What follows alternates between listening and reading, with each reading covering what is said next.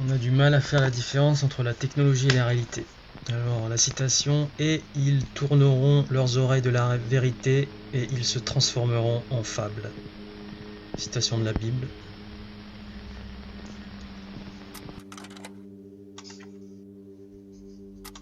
Donc vidéo de True Stream Media.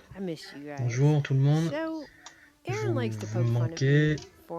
Alors Aaron, son mari, il se fout de ma gueule parce que je fais des références à la 4e dimension, la série, sans arrêt. Et je pense que j'arrêterai jamais de faire ces références.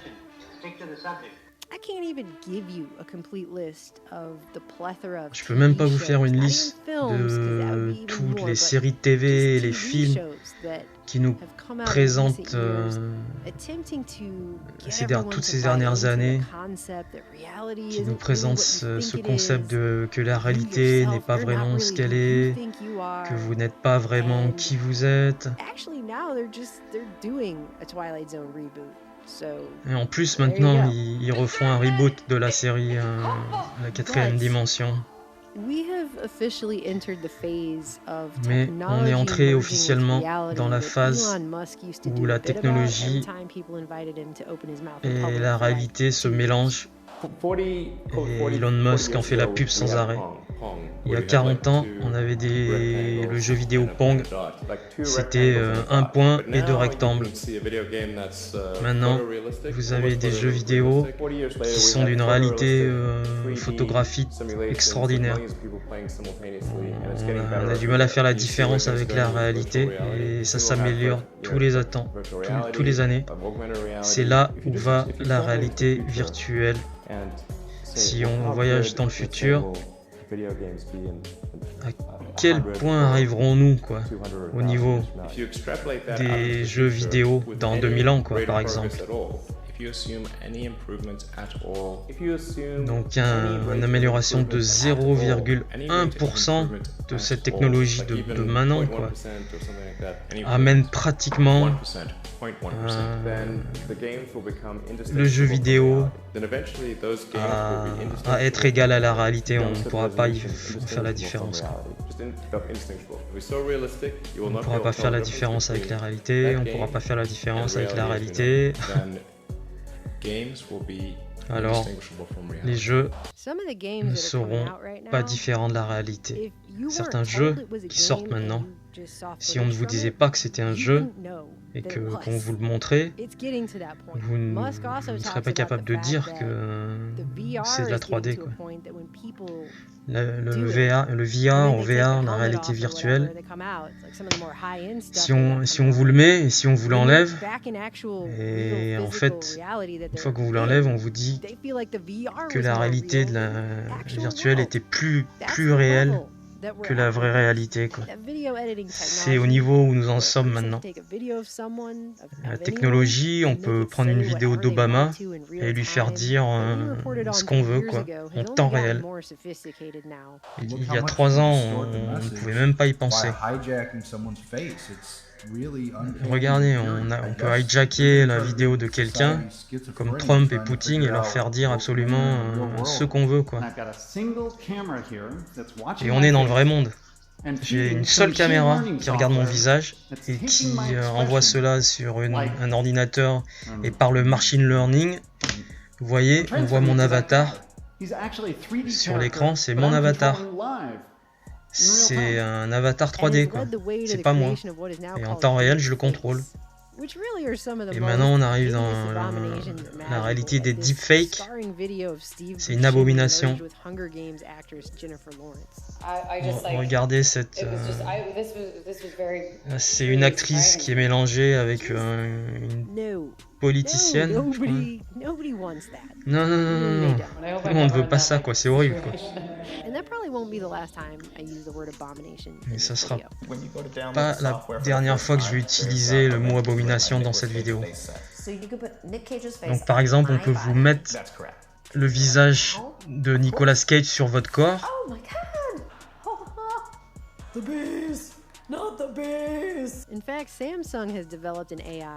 Et Samsung vient de développer un deepfake AI qui pourrait fabriquer une vidéo d'une simple, unique image, qui peut la faire parler, qui peut la faire bouger, et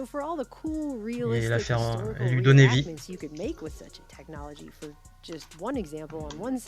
Donc on peut faire revivre tous les personnages historiques, quoi.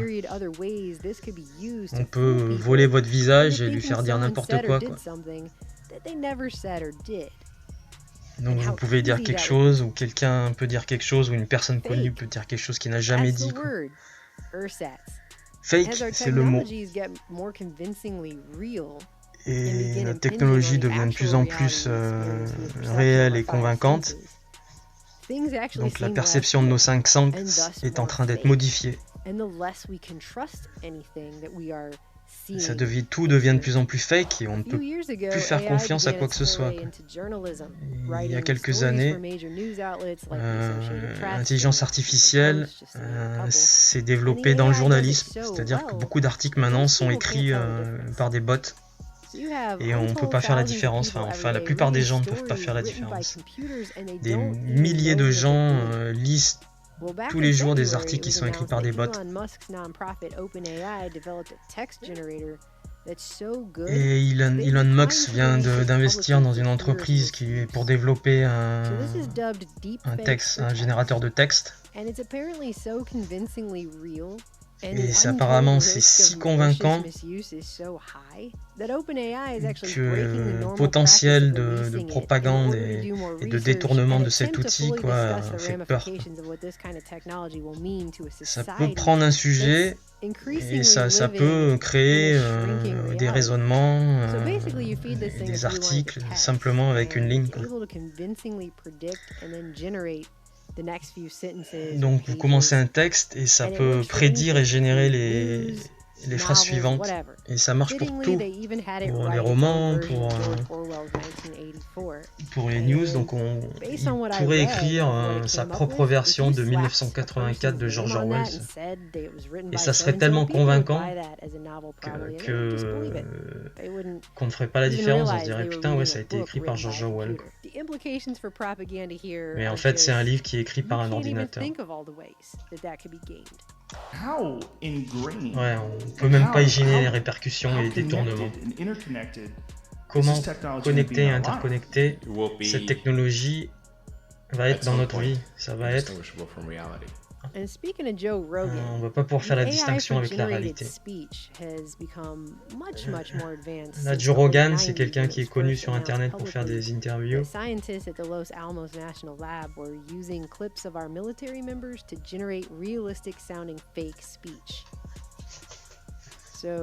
C'est un article où c'est la technologie militaire qui génère des discussions de militaires qui ne sont pas vraies. Là, c'est un fake de Joe Rogan, en fait. Combien de gens seront capables de faire la différence et de dire que c'était pas lui qui parlait, quoi. Donc il y a ça déjà. Mais les ordinateurs ne génèrent pas seulement des fake vidéos et du fake text et de la fake parole, mais aussi des personnes fake. Cette personne n'existe pas. Toutes les personnes que vous voyez là n'existent pas. C'est généré par les AI, par l'intelligence artificielle. Et depuis 2014. Donc ça synthétise des images artificielles à partir de milliers de photos. Et en 2 semaines, il a produit ce genre de photos où on ne fait pas la différence donc, entre la réalité et cette virtualité. Aucun d'eux sont réels. Alors peut-être sur certaines photos vous pouvez voir que c'est fake, quoi, mais la plupart c'est impossible, quoi. Donc si une personne normale, si on lui demandait de faire la différence, elle serait pas capable. Donc on peut dire aux news, tiens, cette personne a disparu alors qu'elle n'existe pas, quoi. On accepte la réalité qu'on nous présente. Ils ont fait la conclusion en disant que c'est extraordinaire non seulement ça produit des images irréelles, réelles, mais en plus maintenant ça permet de faire des choses fake, mais vraiment auxquelles on pourrait croire. Et il y a la version chat aussi. Ces chats n'existent pas. C'est une abomination. C'est des créatures, des monstres, en fait. C'est grotesque, une moquerie. C'est bizarre. Donc si on en revient à ces images de personnes connues ou pas qui bougent, qui parlent, et qu'on ajoute l'intelligence artificielle qui crée des visages des personnes qui n'existent pas, et qu'on les fait parler, mais on n'a aucune idée qu'elles n'existent pas, quoi. On n'est pas capable de faire la différence. Si tu rajoutes le Google chinois qui peut cloner les voix après quelques secondes d'écoute, la technologie arrive à un tel niveau qu'on n'est pas capable de comprendre les ramifications. La réalité peut être manipulée, carrément, directement. Donc on va vivre dans un monde où voir n'est pas croire. Et si vous êtes quelqu'un qui ne fait attention que à ça, enfin qui ne fait pas gaffe, vous allez rester coincé dans cette espèce de Matrix, quoi. C'est ce que notre film, le Minds of Mind, a illustré. On explique dans ce film comment ils ont construit ces structures, comment ils ont fait, comment ils ont remplacé notre monde naturel en détournant nos sens pour mettre en place cette réalité virtuelle. C'est un monde où on ne peut pas faire la différence entre la réalité, ce qu'elle est, et cette matrice. C'est tellement réel que vous ne ferez pas la différence. Ce jeu et la réalité seront les mêmes. C'est pas une coïncidence que tous les films, toutes les séries parlent de ça et réenforcent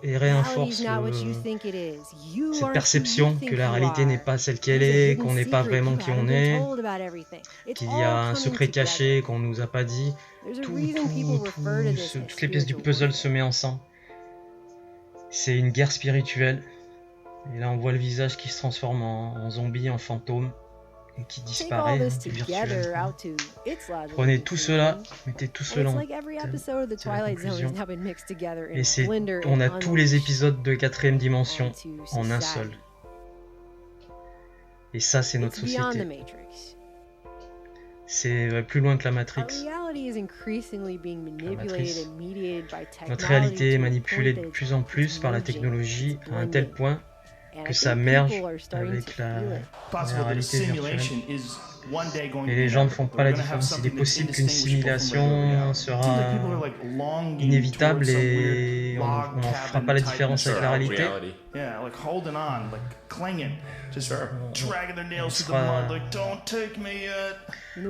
On sera dans la forêt, mais en fait, ça sera une simulation. On croira qu'on y est.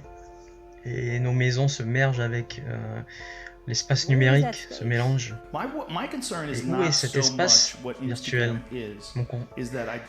Moi, c'est pas mon problème avec Instagram, c'est que les gens n'en ont pas besoin, que la technologie leur permette de faire cela, ça leur amène des commentaires, donc c'est de l'amour, de la dopamine. C'est une distorsion de ce qu'on est vraiment, mais où cela va? Quelle est l'étape suivante? Est-ce que c'est une réalité virtuelle augmentée dans laquelle on va? Où on ne va pas vouloir vivre dans ce vrai monde, mais dans ces mondes virtuels que sont les réseaux sociaux déjà? On vivra dans une simulation. Ouais, c'est vrai. Donc cette présence est une illusion. Et quand on arrivera vers la réalité virtuelle augmentée, cela amène les choses dans une autre dimension. Vous avez vraiment l'impression que vous êtes là. Et quand vous enlevez les lunettes, il vous semble que la réalité n'est pas aussi vraie. Il y aura beaucoup moins de mouvements physiques dans le futur, ça c'est sûr et certain. On sera dans le monde virtuel. Ça fait des années que je pose la question sur cette chaîne. Les choses sont-elles vraiment là? Comment savons-nous ce qui s'est passé? C'est la croyance. Alors il va falloir commencer à se poser la question, individuellement et au niveau de la société, qu'est-ce que sont vos croyances? À quoi croyez-vous? De plus en plus, car de plus en plus nos yeux et nos oreilles nous trompent. On n'arrive plus à discerner les choses. Alors en quoi croyez-vous? Et moi je dirais, c'est que le début de ce que la phrase l'ère post-vérité signifie.